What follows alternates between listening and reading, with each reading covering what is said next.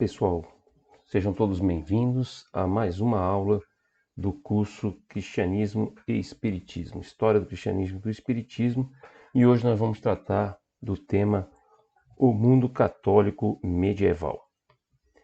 Nessa aula nós pretendemos que vocês possam compreender por que a Igreja Católica teve tanta influência na Idade Média.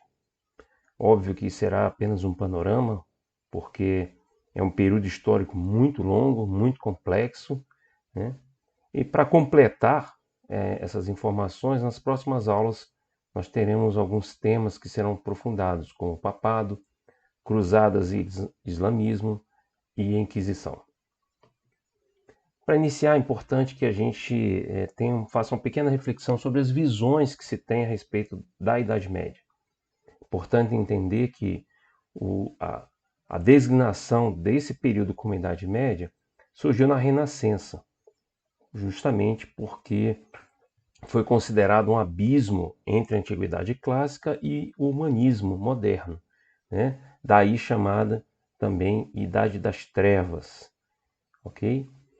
No meio dos protestantes, que também foi um grupo que surgiu pós-Idade Média, né? É considerado um período em que a igreja foi corrompida por todas aquelas questões que nós vimos ali, a própria situação do papado, que vocês vão ver, a questão que envolveu corrupção e uma série de coisas, também a Inquisição e outros detalhes ali que a gente vai ver com mais profundidade nas próximas aulas. A Igreja Católica, obviamente, tem uma visão um pouco diferente. Para ela, foi uma época áurea, porque foi a transição importante entre o paganismo e a cisão com o protestantismo que surge depois, né? Então, para ela foi onde foi configurada toda a doutrina da igreja. Obviamente que ela reconhece alguns erros, como a Inquisição, por exemplo, né? Mas é considerada uma época áurea, que foi a época em que a igreja ela ganhou sua força, se estabeleceu como uma força, né, única, dominando, digamos assim, que a Idade Média foi a idade da Igreja Católica, ok? A era da Igreja Católica. Entre os historiadores nós temos diversas perspectivas, né? Nós podemos destacar, por exemplo, que há visões assim que realmente, olhando sua parte política, coloca como vai ao encontro dessa visão de Idade das Trevas, mas também nós temos, por exemplo, dentro da corrente do materialismo histórico, uma visão muito romântica do feudalismo, daquela autossuficiência, do sentido de comunidade. Então, há várias perspectivas. Importante a gente entender que é um período histórico, né? E como período histórico, é característica dos seres humanos que a gente vai ter uma série de conflitos, uma série de coisas boas também, de crescimento, desenvolvimento, e é um período como qualquer outro. Só apenas batizado aí como com algumas referências para fins didáticos, ok? Bom, o que a partir disso aí, a gente pode entender o período, né, a periodização da Idade Média. É um período que saiu desde a chamada Alta Idade Média, que se caracteriza pela formação do chamado feudalismo, do século V ao IX, depois o auge desse feudalismo no século X ao XII e a Baixa Idade Média, que é a crise do feudalismo no século XIII ao XV. Então, é um espaço de 1000 anos, né, aproximadamente, em que a gente vê a construção de todo um modo de vida e depois esse modo de vida que também vai entrando em crise para dar surgimento, né, a outra fase da história humana. Tudo bem? Importante a gente entender que começa justamente com a queda do chamado Império Romano, né, do Ocidente. Aqui está talvez o fato ou o evento derradeiro, né, do Império Romano. Então a gente verifica aqui a pressão dos hunos e o avanço de vários povos germânicos, anglo-saxões, francos, vândalos, ostrogotos, quer dizer, uma série deles que ocupam todo o Império Romano do Ocidente e a permanência do Império Romano do Oriente. Isso aqui, obviamente, não foi só esse evento, há todo um processo de crise do sistema escravista que mantinha o Império Romano, e a derrocada final se dá, então, com as invasões bárbaras. É importante a gente entender que não houve um esforço, não foi um avanço no sentido de ataque simultâneo e coordenado, né? Foram em épocas diferentes, momentos diferentes, mas que, principalmente ali ao longo do século V, essa movimentação populacional foi tão grande que o Império não teve como acolher e acabou se acabando, ok? Esses foram os reinos que ficaram após essa invasão, após a queda do Império Romano, os reinos germânicos. Observe que o Império Romano do Oriente ele permaneceu, e a gente vai falar um pouquinho sobre ele. Também ficou conhecido como Império Bizantino. E no lado do Império do Ocidente, você vê a formação de vários reinos, né, que começaram ao longo do século V e alguns duraram por bastante tempo aí, tá bom? Qual foi o legado romano pensando na igreja, que ela permanece, como vocês viram na leitura do texto base, como a única instituição, né, do Império Romano, a única instituição romana que permanece. O que ela traz desse legado? O que ela incorpora como legado romano? Em primeiro aspecto, o latim, né, que é a língua, era a língua oficial de Roma e passa a ser a língua litúrgica da igreja, que durou até agora bem pouco, né? Meados do século XX ainda era a língua litúrgica. O direito romano que influencia e faz, né, surgir o direito canônico, a cultura greco-romana com a sua filosofia, né, e que influencia a filosofia e toda a construção da doutrina católica, né, por meio de grandes pensadores chamados pais da igreja, que vão dar corpo a essa doutrina ao longo de toda a Idade Média. O sistema administrativo romano, que é incorporado, né, pela igreja, então, desde o momento, depois de Constantino, quando parou a perseguição, ela foi se organizando desta forma, mas principalmente depois do imperador Teodósio, que quando a igreja se tornou a religião oficial do império, ela adota a mesma distribuição. Então, províncias, arquidioceses, dioceses, isso aí são as divisões administrativas das áreas territoriais em que tinha determinados as pessoas, né, dentro da hierarquia da igreja que eram responsáveis e controlavam essas áreas. Então tudo isso aí foi essa estrutura, o legado romano que foi encontrado pelos germânicos, né, pelos povos germânicos quando chegaram e ocuparam e conquistaram o Império Romano do Ocidente. Obviamente que essa instituição permanece, então a igreja como depositária dos ideais romanos, de todo aquele legado que a gente comentou, e aí surge uma liderança, né, de um novo povo que conquista aquela área. E como se dá essa relação entre eles? A igreja, que já sabe a importância de estar junto do poder político para sobreviver, ela estabelece e vai criando uma aliança com esses líderes germânicos.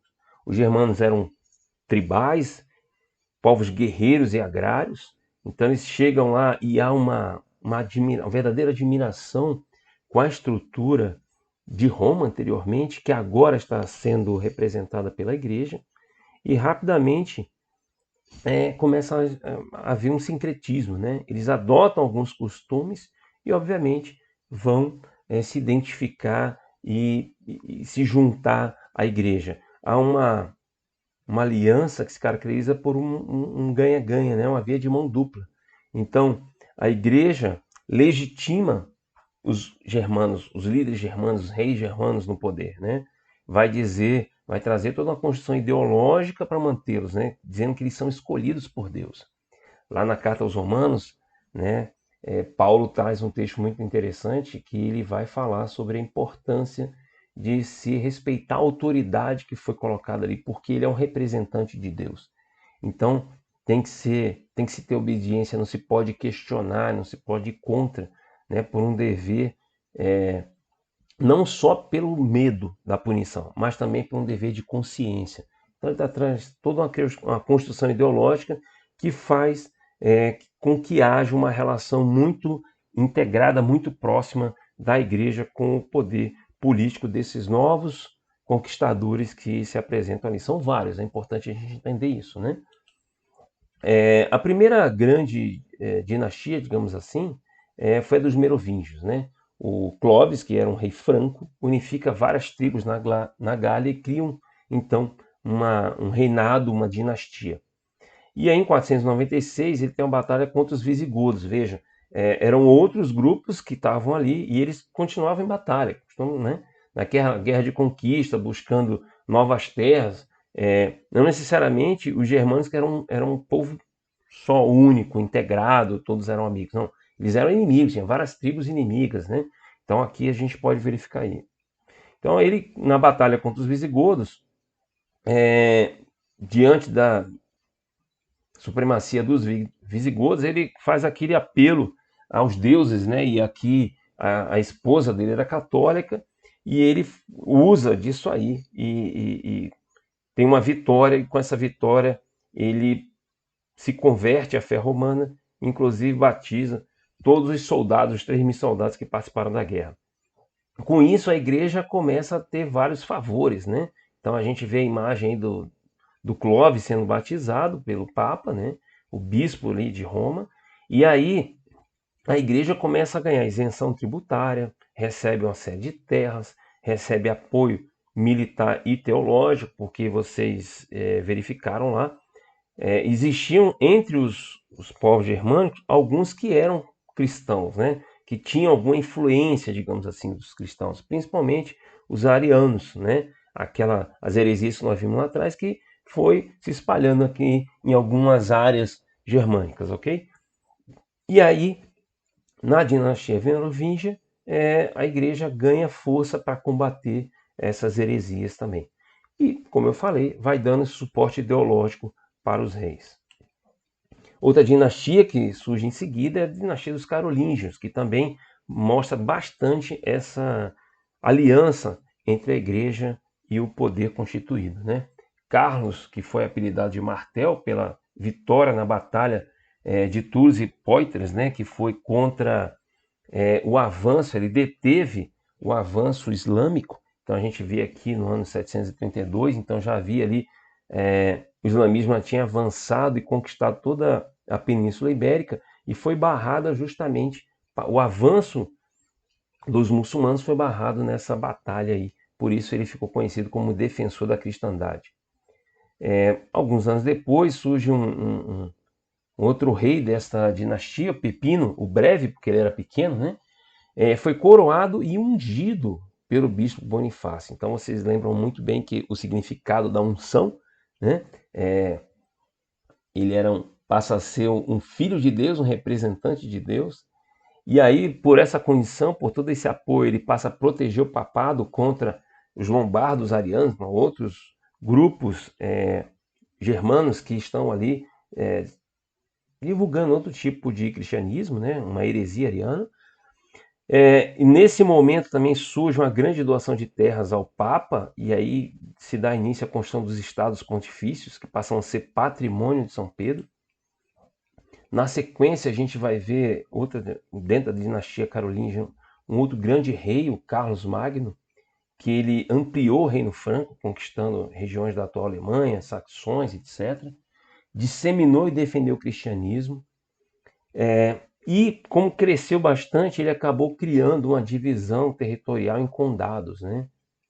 Baseada na fidelidade, o comitatus, que era uma forma de fidelidade que os germanos tinham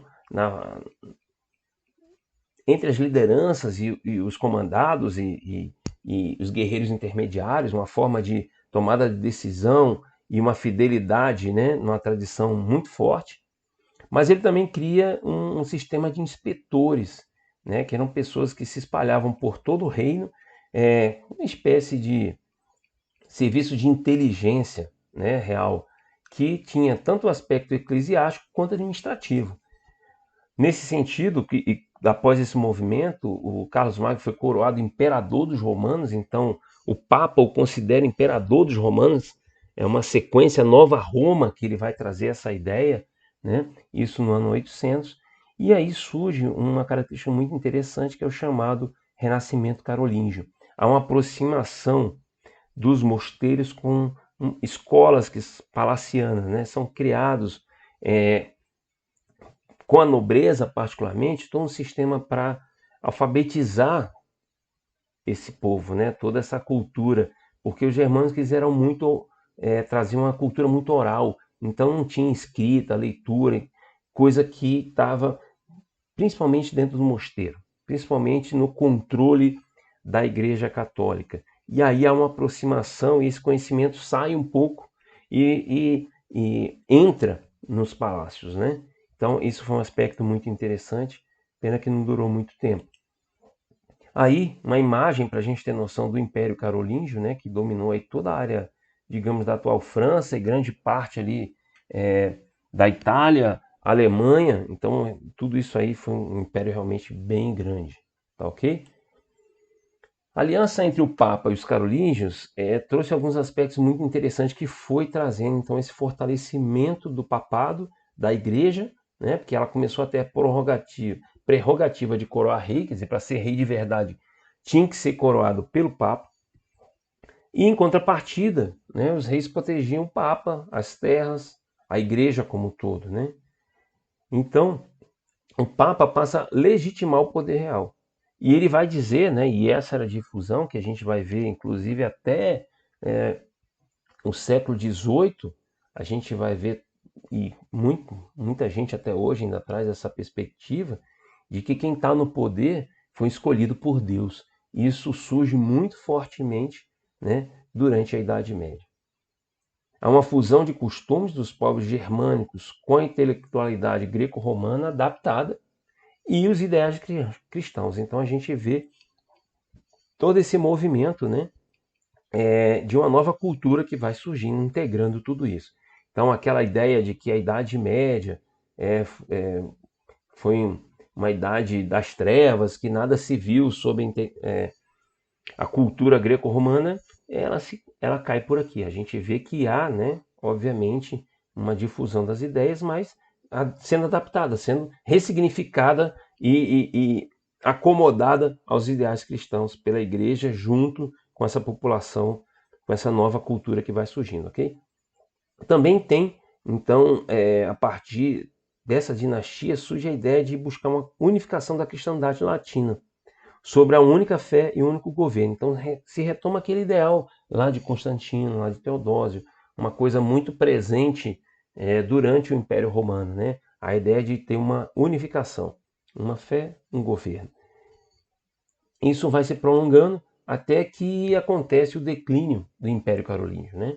Com a morte de Carlos Magno, acaba havendo um enfraquecimento do poder central, e aí aumenta o poder dos nobres latifundiários, ocorrem outras invasões, então, vikings, magiares, eslavos, gerando nova onda de insegurança.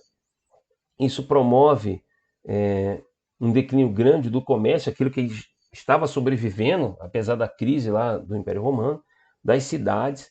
Então, ocorre um refúgio nas propriedades rurais, um processo de ruralização, em que as vilas passam a ser muradas e os castelos vão sendo fortificados, né? Construindo o que a gente, aqueles ambientes que a gente começa, clássicos, né? A visão clássica que a gente tem do feudalismo. E os condes, né, passam a ter poder público. Então é muito interessante esse processo de descentralização do poder, que é resultado da própria administração que foi conduzida pelo Carlos Magno, dando origem aí ao que a gente chama do feudalismo propriamente dito. Aí uma imagem, digamos, de uma vila murada, né? Uma vila clássica durante o feudalismo. A gente vê aqui um castelo, né, do senhor feudal, várias casas e tal, e a igreja, né, mais ao fundo ali, que são duas instituições que estão aliadas, juntas, conduzindo e controlando toda a vida nesse período aí. Após a derrocada, então, do Império Carolíngio, da dinastia Carolíngia, né, na França, em 911, os duques germânicos da Francônia, da Saxônia, da Suábia e da Baviera fundaram o reino germânico. Aqui não foi um reino fundado por conquista, foi um reino fundado numa união. Então Otton I foi um rei eleito. Então os granduques se juntaram e um deles, né, foi eleito ali. Ele passou a ser uma referência em termos de poder, venceu importantes batalhas e ganhou muito prestígio. Ele protegia a igreja em troca de apoio político. Em 962 foi sagrado imperador pelo Papa João XII, né? Então, criando aí o Sacro Império Romano Germânico, que dá uma ideia muito importante do poder temporal, né? Como é que estava toda essa administração, toda essa referência de poder. Então a gente tinha um imperador que era imperador de um sacro império, ou seja, o Papa ou a igreja estava aliada, estava muito entrosada, era intrínseco, né? Tava de uma forma tal relacionada que os bispos e abades eram sustentáculo do império. Quer dizer, eles auxiliavam na mobilização para a formação do exército, no recolhimento de impostos, inclusive no controle dos duques e toda a nobreza que estava subordinada ao imperador. Então havia um sistema aí que praticamente esse Sacro Império mostra aí uma verdadeira teocracia, né? Ficou caracterizada aí. Aí uma breve visão aí do território que era abarcado, era controlado ou vigiado pelo Sacro Império Romano-Germânico, o famoso primeiro Reich, né? Então a gente vai ver o Hitler lá tentando fundar o terceiro Reich, então, fazendo referência a isso aqui. Isso aqui teria sido o primeiro Reich ou o primeiro Império Romano-Germânico, ok?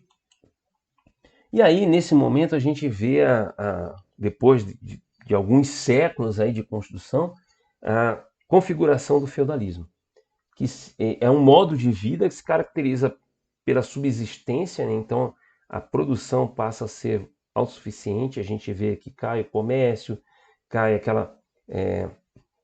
a produção para gerar excedente, ela está voltada justamente para manter as vilas, para manter aquelas propriedades, né?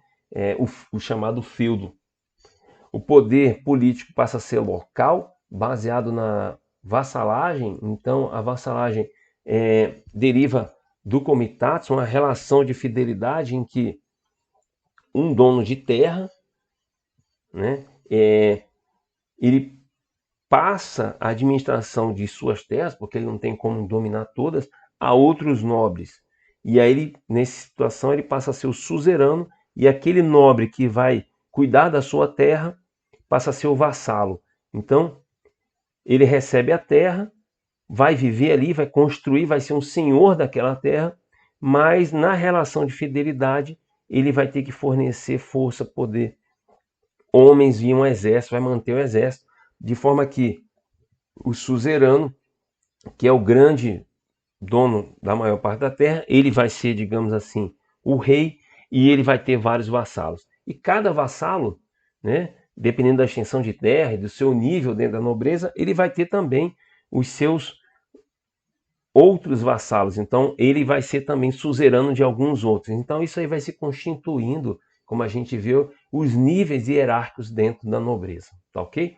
A sociedade, ela vai ter uma marca muito característica, ela vai ser uma sociedade estratificada, que é uma divisão muito clara, né, entre oratores, belatores e laboratores, né? O clero, que vai orar, rezar e tal, a nobreza voltada para a guerra, para a questão bélica, para a segurança, e os trabalhadores, que é a grande maioria da população, né? Uma sociedade que não permite, ou que é praticamente impossível você mudar de classe, né? De extrato social. E vai ser caracterizado principalmente pela influência do poder religioso, né? Vai ter um poder político forte do rei, por exemplo, mas o rei vai ser colocado sempre como um vassalo de Deus, ou seja, Deus é o grande suzerano, é o grande dono de tudo, da terra, do poder, e ele concede ao rei essa a capacidade, a possibilidade de administrar o que pertence a Deus. Então esse poder religioso é lembrado a todo momento e daí cresce, né, de importância toda a estrutura da igreja, dando liga a toda essa questão, ao sistema produtivo, ao poder político local, a própria existência da estratificação social e ao próprio poder temporal, né? O poder que administra, que cuida, que protege, que faz guerra. Então, dando liga a tudo isso, está a igreja. Aqui uma imagem para representar rapidamente aí como era a divisão da sociedade. Então, obviamente a gente classifica com aqueles 3 grupos, mas a gente tem que entender que há subgrupos, que há alguma movimentação, mobilidade dentro de alguns grupos, então não era uma coisa extremamente congelada, né? Por exemplo, tinha pessoas que eram camponeses e que entravam, por exemplo, o baixo clero, então subiam um pouco, entravam para o clero e tinha algum ganho, mudava de status nesse sentido dentro da sociedade, mas não era uma coisa comum e altamente difundida, né? Mas a gente vê que existia dentro do clero divisões, você tem um alto clero com cardeais, os bispos, tem um médio clero que eram os abades, né, e os padres das grandes paróquias, das arquidioceses, e que tinham uma função administrativa também. Então você tinha os regulares, que eram aqueles que faziam missas e tal, e tinha os seculares. Em algumas regiões, quem fazia administração, por exemplo, uma espécie de prefeito dessas vilas, eram alguns religiosos, né?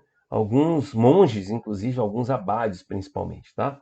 E a gente vai ter o baixo clero, que são os padres, os monges, os frades que conviviam ali nas vilas com a população e traziam e faziam a missa e empregavam os sacramentos e assim por diante. É só interessante a gente lembrar que essa parte de cima aí do triângulo, né, a separação entre o povo e a considerada elite ou os privilegiados, é que a equipe de cima, nobreza ou clero, não pagava imposto, né? E tinha um trabalho diferente. O povo, né, toda a população, que era mais ou menos 95 a 98% da população, eles é que trabalhavam, pagavam os impostos e mantinham esse grupo aí que está acima, tá ok? E como é que era essa igreja feudal? Como é que ela foi se configurando? Então ela tinha várias porções de terra, ela chegou a ser a maior, né, proprietária de terra da Europa como um todo, então isso acabou gerando um processo de secularização, quer dizer, ela teve que se envolver com as questões materiais, mundanas, a administração dessas terras, foi criando um sistema de vassalagem dentro da própria igreja, então tinha o famoso vassalo eclesiástico, quer dizer, então ele tinha uma dupla obediência, ele tinha que cuidar da questão espiritual dentro da sua área territorial, como também do poder temporal material, né? Fazer, desenvolver, proteger e assim por diante. Isso provocou, diante de tanto poder e tanta riqueza, porque a gente tem que lembrar que na Idade Média a riqueza era representada pela posse da terra. Então os filhos mais nobres de nobres, né? Porque o primogênito ele herdava tudo aquilo que era do pai. Os outros iam brigar, iam para a guerra e fazer alguma coisa. Entre eles sempre tinham uns que agora, a partir desse momento, começaram a buscar ser integrantes do clero, justamente para pleitear algum título de nobreza, ganhar a condição de ser senhor de alguma terra e assim por diante. E isso gerou uma série de problemas, como a controvérsia das investiduras, né? Uma disputa porque, desde a época do Carlos Magno, ele começou a determinar ou escolher quem eram os bispos. E isso gerou todo um problema que vai ser melhor trabalhado ali na aula de Papa, ok? Outro aspecto importante é a servidão, né? Então, todos esses trabalhadores, aí surge a figura do servo, que não era algo entre... não chegava a ser um escravo, mas também não era um trabalhador livre, assalariado, né? Então o servo ele estava preso à terra, preso ao seu senhor, tinha um dever de obediência muito grande e ele praticamente não tinha para onde ir também, ficava naquilo. Então ele só não era escravo, que diferenciava que ele não era propriedade do senhor, ele não poderia ser vendido, por exemplo. Mas todos os outros aspectos que a gente pode observar dentro do trabalho escravo se apresentavam nessa condição da chamada servidão. E aí, ela foi colocada pela igreja como uma coisa da vontade divina, quer dizer, é uma estrutura que foi criada pelo próprio Deus, como a gente viu lá, o embasamento na carta de Paulo aos romanos, né? E aí a igreja foi trazendo essa ideia de se conformar com essa estrutura, não com uma coisa de questionar, de buscar melhorar, não. É aquilo que está dado, é aquilo que tem que ser funcionado, porque foi Deus que assim quis, né? E aí cresce nesse movimento, já que a vida você não tinha como progredir, não tinha como evoluir e ficava preso nessa condição, né? Então você nascia servo, filho de servo, você ia ser servo até morrer e assim por diante. Era assim, essa condição estamental, né? Ela era vinculada de forma hereditária, quer dizer, quem era da nobreza nasceu na nobreza vai ser nobre. Quem era servo, quem era da camponês ia ser camponês o resto da vida. Não tinha essa condição de escolher nada, né? Mas, em função disso, surgiram então as esperanças na vida eterna. Cresceu aquela coisa da vinda de Jesus, né, da parousia, mas principalmente a visão de que depois que morresse ia ficar tudo muito legal, ia ser muito bom e a gente ia ser reconhecido e aí ia viver o reino de Deus numa outra condição. Os cavaleiros, né, que é a parte da nobreza, passaram a ser vistos como executores da vontade de Deus, e a igreja, né, trabalhou com eles a questão até da limitação das guerras, quando podia, quando que não podia. A igreja dava o parecer, participava dessa decisão de Estado na hora de ter guerra, de combater, e as disputas, principalmente essas guerras entre os pequenos reinos, condados, né? Entre esses grupos dentro do próprio país. Quando era uma coisa assim de um grande reino contra o outro, aí já era um pouco diferente. Uma perspectiva muito interessante também é a relação entre o sagrado e o sobrenatural na Idade Média, né? A igreja traz o grande drama da salvação, né? Uma luta permanente, uma disputa permanente entre Deus e o diabo pelas almas humanas.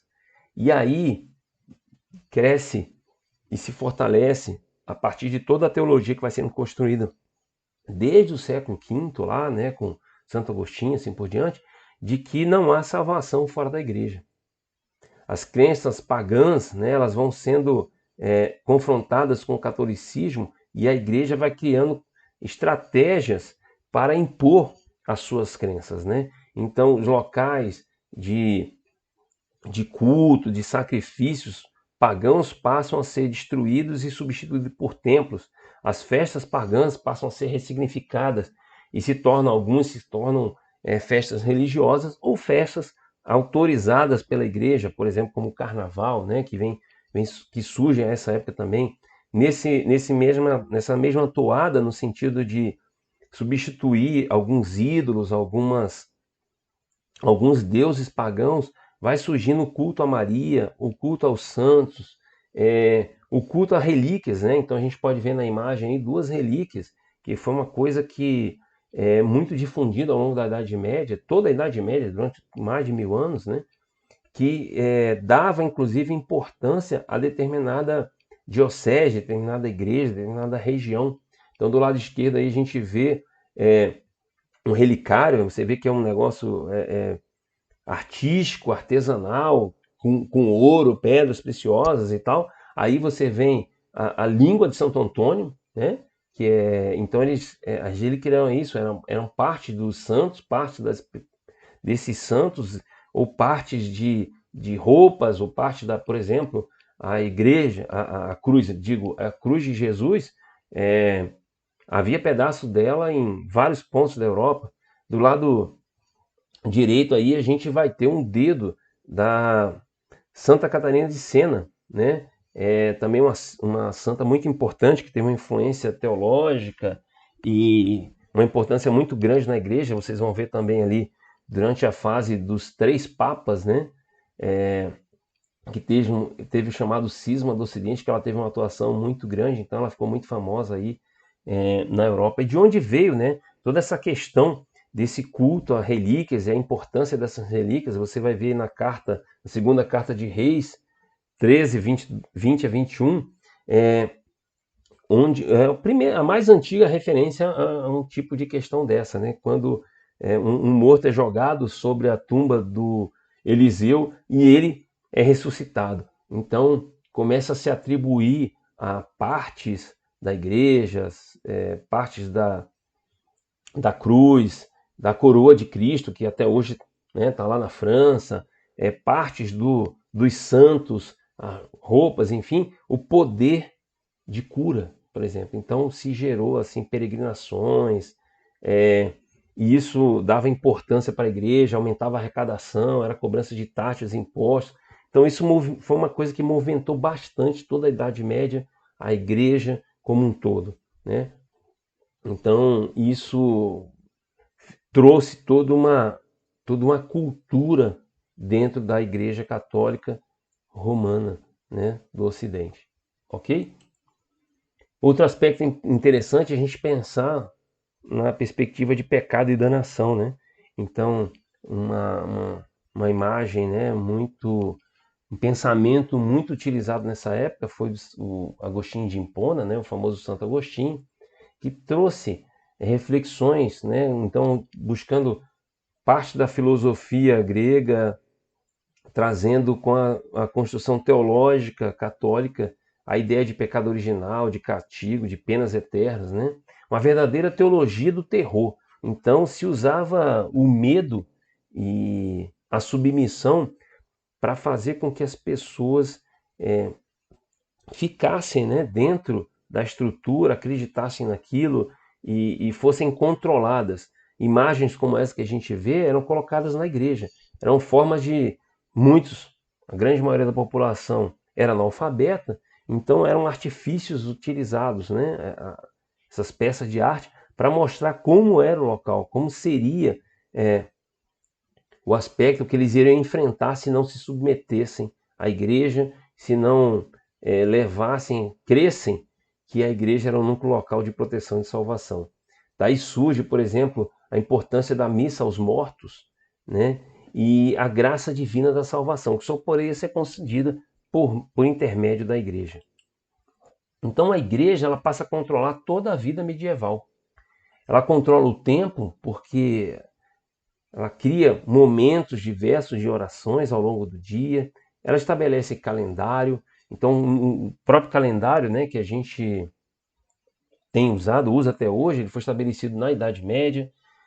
Há uma valorização do domingo como um dia santo, dia do Senhor, dia de descanso. Então os servos valorizavam muito isso. Os sinos das igrejas ditavam, né, o ritmo, os horários. Então havia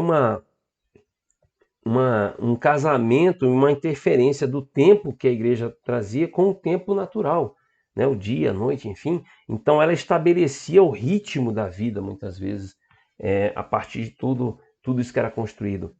Ela determinava também quais eram os espaços, né? O que era espaço sagrado, o que não era, o cemitério, onde que se tinha proteção, onde que não tinha. Então tudo isso aí era construído e determinado pela igreja.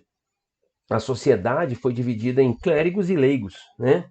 E os sacramentos eram utilizados para que a pessoa participasse da sociedade. Então, por exemplo, o batismo simbolizava a entrada da pessoa na comunidade. E realizar os sacramentos era fazer parte, né, da sociedade, fazer parte daquele corpo social, da comunidade. Além disso, ela determinava a administração, como eu disse, em algumas vilas, algumas cidades, por exemplo, quem administrava aquilo lá eram religiosos, né? A igreja também controlava e fez gerar toda uma cultura em torno desse seu controle, dessa divulgação. Então, as artes, a música, a literatura, a arquitetura, ela tinha era toda voltada para a questão do tema religioso, dessa relação com Deus, com o objetivo, muitas vezes, havia, obviamente, uma contracultura, né, uma resistência, uma busca de fazer também uma série de críticas e tal, mas é muito velada muitas vezes, era colocada dentro das obras e tal. Mas era uma coisa muito controlada, difundida, incentivada, inclusive, pela estrutura da igreja. A igreja também controlava os costumes, então determinava o que eram valores morais, impunha. Então tinha um aspecto muito interessante aí de trazer a moral cristã, de tentar impor, né, que para ser um bom cidadão, para ser um bom rei, para ser, enfim, exercer seu papel, sua função dentro da sociedade, você precisava ser um bom cristão, na perspectiva que, obviamente, eles colocavam o que era ser cristão naquela época, que era cumprir os sacramentos, respeitar as autoridades, pagar suas taxas e assim por diante. Da mesma forma, a igreja ela determinava quais eram as festas, que festas eram autorizadas, determinava períodos de jejum, períodos de guerra e assim por diante. E ela tinha um poder temporal imenso, né? Então ela controlava os reis, ela controlava toda a administração, toda a nobreza, porque ela tinha alguma condição, duas questões do direito, duas punições do direito canônico muito característica, que era a excomunhão e interdito, né? Então a excomunhão era quando eles afastavam a pessoa da igreja, ela estava proibida, por exemplo, de participar de algum sacramento, de participar da missa, da Eucaristia. Então a pessoa ela era excluída da sociedade. Era uma pessoa que virava marginalizada totalmente, né? E isso fez com que ela tivesse um poder muito grande, porque se a pessoa não podia participar, por exemplo, da missa, o que que ela ia fazer domingo? O que que sobrava para ela muitas vezes, né? A vida toda era marcada, o dia a dia é todo condicionado pelos compromissos, pelas questões, pela, pelos rituais que eram construídos pela própria igreja. Se a pessoa não participava disso, praticamente não tinha o que fazer, né? Então era completamente marginalizado, era expulso da comunidade. E o interdito, por exemplo, era um mecanismo utilizado muitas vezes para ameaçar reis e outras pessoas da nobreza, né? Então era uma interrupção de uma determinada região. Então, por exemplo, naquela região não se faria mais missa, não se faria mais batismo. Então, imagina que você proibir a realização de missa e outros sacramentos numa determinada vila, numa determinada região, até num país, por exemplo, num determinado feudo, aquela população ia ficar enlouquecida, porque se alguém morre ali, vai para o inferno, não vai ter missa, né? Para encaminhar o corpo, nem a alma da pessoa, ela não vai ser enterrada num cemitério, um local sagrado, não vai ter todo esse processo que era muito marcado com os sacramentos, então a população se revolta, né? Então a igreja tinha esse controle do povão, e aí isso fazia com que os reis, enfim, eles se submetessem ao poder da igreja. Um elemento muito interessante, muito importante, que surge aí com muita força na Idade Média, né, pelo menos no lado ocidental, foram os monastérios, né? Trazendo o ideal monástico do Oriente. Então, assim, no século VI, São Bento funda o mosteiro em Monte Cassino. Então, tá aí essa imagem, né, do mosteiro e, né, cria a regra, né? Oração, jejum, estudo e celibato. O papel missionário dos monges foi muito importante nessa época, porque eles promoveram a expansão da ortodoxia, principalmente a cristãos que, né, estavam influenciados pelo o que a Igreja Romana chamava de heresias, então os cristãos celtas, arianos e demais pagãos. Também teve um lado das mulheres missionárias, né? Então Santa Lioba, que funda um convento na chamada Alemanha. Nós tivemos também uma abadia de Cluny, né, que é muito famosa. Era uma abadia beneditina que tinha uma biblioteca gigantesca e ela chefiava cerca de 1.200 mosteiros, né? E com uma regra muito forte, um sistema de obediência e de hierarquia muito rígido. É essa imagem que tem da abadia. E ela foi muito famosa, né? E para você ver que eram milhares de pessoas que aderiram a essa vida monástica, né? Fugindo dos conflitos, da vida difícil, muitas vezes na cidade. E para eles até das tentações e daquela confusão, do medo da danação. Então eles buscaram esse isolamento e essa vida mais voltada, né, vamos dizer assim, para a fé, uma vida mais espiritual. Muitas vezes dentro da comunidade, produzindo, fazendo uma série de coisas, estudando, mas obviamente não casavam e assim por diante, né? No século XI, Gregório VII, né, que vocês vão ver na aula de Papa, teve uma importância muito grande.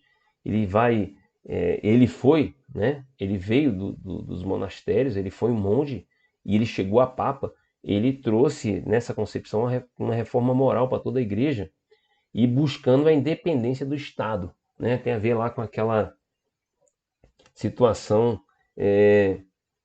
da interferência do Estado na igreja, querendo determinar, nomear bispos e assim por diante. Isso trouxe uma série de problemas, corrupção. Então ele foi um que buscou essa independência aí.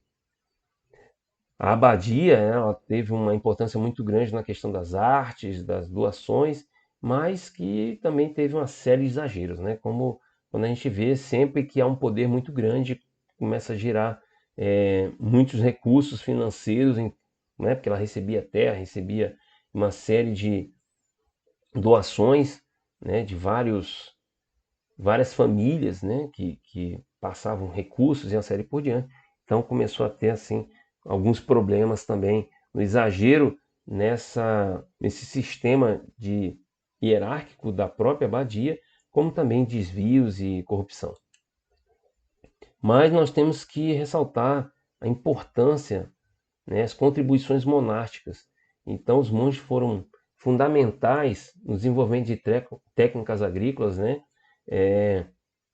Se houve agricultura naquele período, e se hoje até a Europa tem uma tradição agrícola, se deve principalmente à contribuição dos monastérios, né? Cópias e traduções das obras, né? Tanto da Bíblia e textos religiosos, como principalmente de toda a cultura greco-romana. Então, o que se chegou para muito do que se chegou para nós, né, foram resultados de cópias e traduções realizadas por esses monges, né? O surgimento de escolas de ensino superior, registros históricos, é, muitos deles foram missionários que levaram a conversão à fé cristã, espalharam por toda a Europa e várias outras regiões. Também houve uma questão, era um aspecto interessante com cuidados médicos. Os mosteiros também eram um ponto de apoio para viajantes, né? Então, cuidados médicos de guerra, de conflitos que ocorreram bastante ao longo da Idade Média, eles sempre foram referências. Alguns mosteiros se especializaram nisso, né? E, obviamente, eles foram a grande base da reforma moral do clero. O clero, como a gente viu, que tinha elementos que vinham da nobreza, que estavam muito próximos da população, o baixo clero particularmente, o alto clero muito próximo do poder.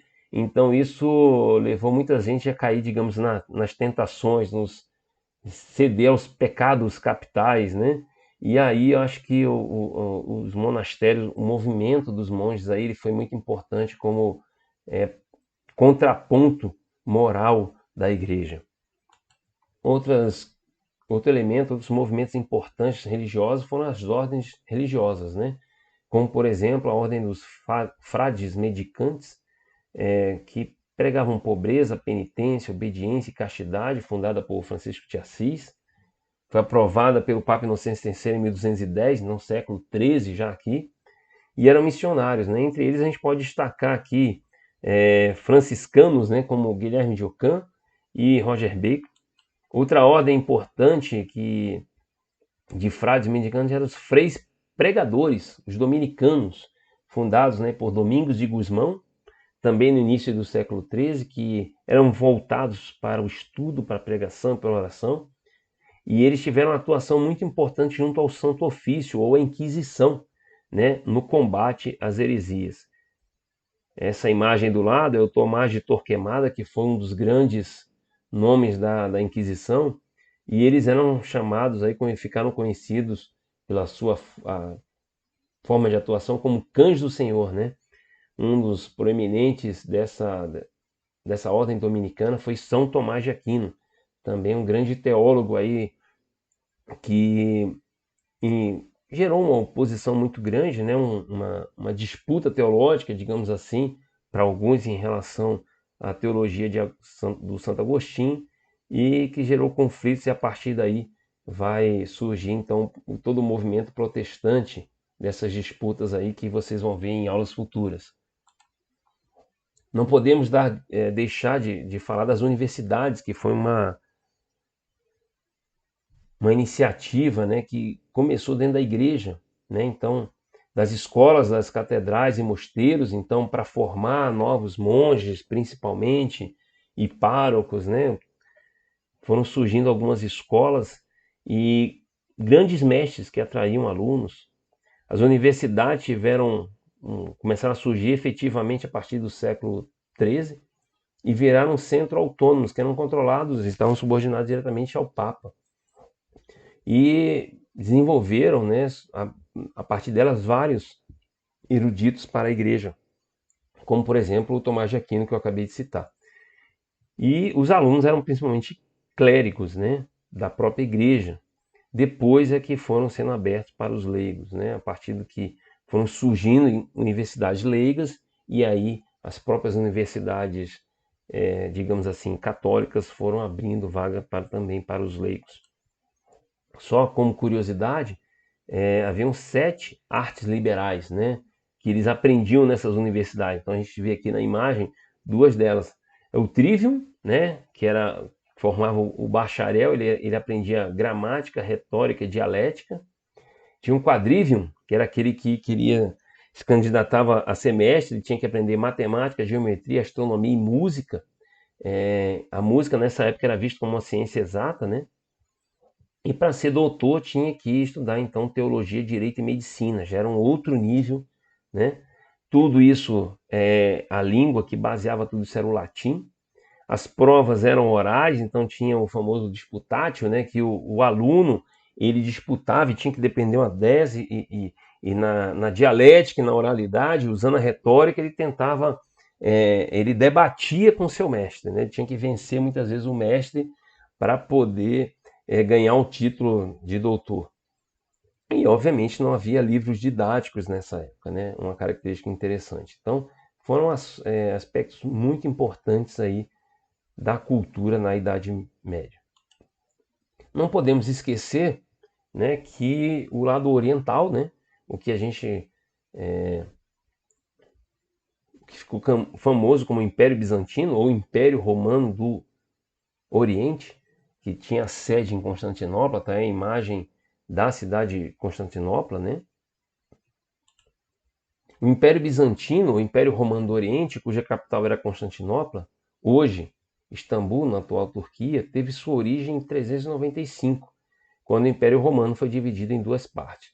Ao contrário do Ocidente, o Império Romano do Oriente resistiu às invasões germânicas, sobrevivendo como império independente até 1453, quando caiu sob o domínio dos turcos otomanos. Está aí uma imagem de 395, quando ele foi dividido, né? Então, Império Romano do Ocidente com sede em Roma, do Oriente em Constantinopla. Aqui um mapa muito interessante para mostrar que o Império Bizantino, e aí você vê aqui uma extensão máxima em 565, ou seja, já tinha caído o Império Romano do Ocidente, já existiam vários reinos germânicos, e o Império Bizantino tentou retomar. Então ele reconquistou grande parte do que era o Império Romano do Ocidente, mas depois, obviamente, isso não se sustentou. Por isso que eu falo que foi uma época de muitas guerras, né? E de indas e vindas. Então, no século VI aqui, o Império Romano do Oriente cresceu, né, o Império Bizantino, mas depois voltou àquela configuração que a gente estava acostumado. Fruto da posição geográfica, sua cultura foi uma mescla de elementos orientais e ocidentais. A língua grega, né, era a língua oficial, diferente do lado ocidental, que era o latim. O respeito ao imperador e a religião cristã era um reflexo da cultura helenística. Então a gente acompanhou ali nos primeiros séculos do cristianismo, né, o surgimento da igreja primitiva, a importância de centros como Constantinopla, Alexandria, Jerusalém, obviamente, e Antioquia, né, que eram isso tudo aí, todas essas cidades, todos esses grandes centros religiosos do cristianismo, todas as grandes sedes do cristianismo ficavam no Oriente, né, o que agora a gente está colocando aqui nessa época da Idade Média como Império Bizantino. Por outro lado, a interferência do Estado na economia, a subordinação da Igreja ao Estado, isso era uma característica muito peculiar, né? O césaropapismo. Então, no Oriente, aqui no Império Bizantino, se manteve a subordinação da Igreja ao Estado, como acontecia, por exemplo, durante o período mais clássico, digamos assim, do Império Romano. Então, o César, né, o imperador, ele também tinha o poder religioso, ele também era o Papa, daí César o papismo. Diferente lá do ocidental, quando a gente tem a invasão germânica e a construção de novos reinos, a igreja ela foi buscando se aliar e depois ela passou a controlar todo o poder, né? Então ela estava acima do Estado, estava próximo, junto ao Estado, aliado ao Estado, mas acima dele, como a gente viu ali configurado com a construção do Sacro Império Romano-Germânico, não é isso? E aqui também, obviamente, surgiram várias heresias que marcaram a cultura bizantina. Aí, né, um exemplo é da arte bizantina, e aqui Cristo, né, colocando a coroa no imperador, então mostrando que uma figura, uma visão de uma figura divina. Então, o próprio imperador era o representante de Deus aqui, né? Alguns elementos da cultura que a gente vê a Catedral de Santa Sofia, que virou mesquita, né? E que ainda hoje depois do domínio muçulmano. E aí a gente chega ao final, né? A crise da Idade Média ocidental, em particular, mas parte da oriental também passou por isso aqui. Então a transformação das relações feudais, então o feudalismo foi entrando em crise, principalmente pelo desenvolvimento do comércio e das cidades. Vocês vão ver nas aulas de cruzadas que isso se deu em função, principalmente do movimento das cruzadas, que se deu ali pelo século XII e XIII. A grande crise do século XIV, que foi um século realmente terrível, que a gente teve ali a Guerra dos 100 Anos entre França, Inglaterra e várias outras, como eu já citei. A peste negra, que aconteceu no meados do século XIV, que matou um terço, né, 30% da Europa faleceu nessa peste. E, obviamente, isso tudo gerou um problema muito grande de abastecimento, de produção, gerando uma fome tremenda. Obviamente, isso acabou tendo impacto no século seguinte e gerou uma crise, né? O século XV foi marcado por uma crise política e econômica. Haja visto que, com tanta desgraça que aconteceu no século XIV, a igreja foi perdendo a sua força, né? Não tinha como justificar por que estava acontecendo aquilo tudo, por mais que tentasse. Muita gente continuou fiel, mas houve também enfraquecimento do poder da igreja. E aí, com a questão política e econômica, né, surgiu a burguesia, ela começa a crescer com a abertura do comércio, ali principalmente com a Cruzada 4, a Quarta Cruzada, e aí a burguesia vai ganhando força e o poder real, né, vai ganhando. Então, ao mesmo tempo que a Igreja Católica vai perdendo um pouco do seu poder, os reis vão se fortalecendo e eles se unem à burguesia e vão construir os estados nacionais, né, que a gente vai conhecer até hoje. Então, isso, a criação do Estado Nacional começa a abrir a Idade Moderna. E a gente pode fechar finalmente na nossa aula pensando aqui nos legados da Idade Média, né? O fortalecimento e a manutenção, desenvolvimento, a divulgação da moral cristã, o desenvolvimento de muitas ciências, da contabilidade, do câmbio, de uma série de coisas que do cotidiano das pessoas, né? Da vida material.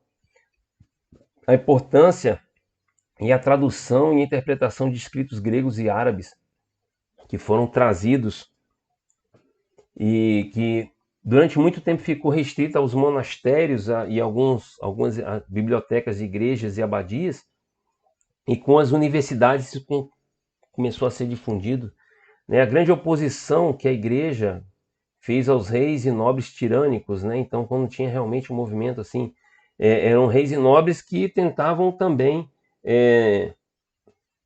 tirar esse poder da igreja. Então, ela fazia uma oposição não só para manter sua condição de poder, mas porque ela entendia que isso era o melhor, porque estava fazendo um serviço em nome do cristianismo, né? Em nome do Cristo.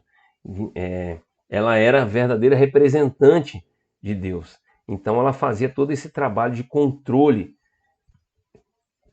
Não podemos deixar de destacar a questão do desenvolvimento de técnicas agrícolas, né? É muito importante esse trabalho feito principalmente pelos monges, as universidades, que eu já falei bastante, e o desenvolvimento, né, da cultural. Então nós temos aí os mecenas católicos, né, que desenvolveram a arte, a arquitetura, a literatura e uma série de questões da cultura europeia que tem a raiz justamente na Idade Média.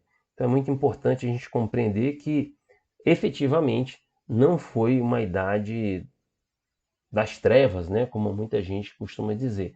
Ela foi muito rica em vários aspectos, mas também há muita coisa que, digamos assim, a gente precisa estudar para aprender e não voltar a fazer. Então, nas próximas aulas, vocês vão ver aí um pouco mais da problemática que teve em torno disso, ok? E para terminar, eu fecho aí com a frase de São Tomás de Aquino: quem diz verdades perde amizades. Agradeço a todos aí por ter acompanhado a aula, bons estudos e nos vemos na próxima aí.